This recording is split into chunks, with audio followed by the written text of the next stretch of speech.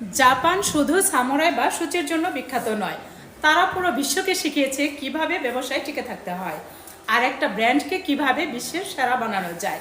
একটু ভাবুন তো, টয়োটা, সোনি আরও অজস্র জাপানি কোম্পানি আজও শীর্ষে কেন, এবং তারা কিভাবে এতদিন ধরে সফল। চলুন জেনে আসি তাদের সফলতার 5টি মূল কারণ। নাম্বার 1 হলো কাইজেন। কাইজেন মানে হচ্ছে ধাপে ধাপে উন্নতির দর্শন। জাপানিরা বিশ্বাস করে আজ যা আছে কাল যেন তার চেয়ে একটু হলেও ভালো হয়। তারা প্রতিদিন ছোট ছোট পরিবর্তন আনে, যা ধীরে ধীরে বিশাল সফলতা রূপ নেয়। নাম্বার 2 হলো গুণগত মান আগে লাভ করে। তাদের কথা হলো খারাপ জিনিস তৈরি করলে শেষমেশ ক্ষতি বেশি হয়। তাই আপনি যদি টয়োটার গাড়ি কেনেন তাহলে দেখবেন 10 বছরের মধ্যে কোনো মাথা ব্যথা নেই, টেকসই এবং নির্ভরযোগ্য হয়। নাম্বার 3 হলো গ্রাহক মানে অতিথি। তারা মনে করে customer is a like a guest. জাপানিরা শুধু গ্রাহকদের কাস্টমার নয়, বরং একজন অতিথির মতো গুরুত্ব দেন। এজন্যই সোনির হেডফোন হয় অত্যন্ত নিখুঁত এবং সাউন্ড কোয়ালিটি হয় ভীষণ ভালো।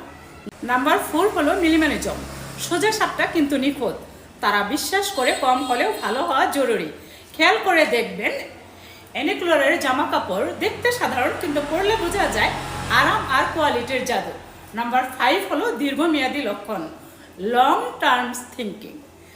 অনেক কোম্পানি 5 বছরের পরিকল্পনা করে, কিন্তু জাপানিরা ভাবে 50 বছরের জন্য।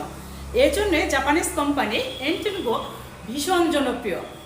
এমনকি 30 থেকে 40 বছর পরেও এই জনপ্রিয়তা থাকবে বলে আশা করা যায়। এবং এই ভিডিওর সারাংশ হলো ধারাবাহিকতা, গুণগত মান এবং গ্রাহকের প্রতি দায়িত্ববোধ। এই 3টি জিনিস থাকলে আপনিও নিজেকে একটা ব্র্যান্ডে পরিণত করতে পারবেন।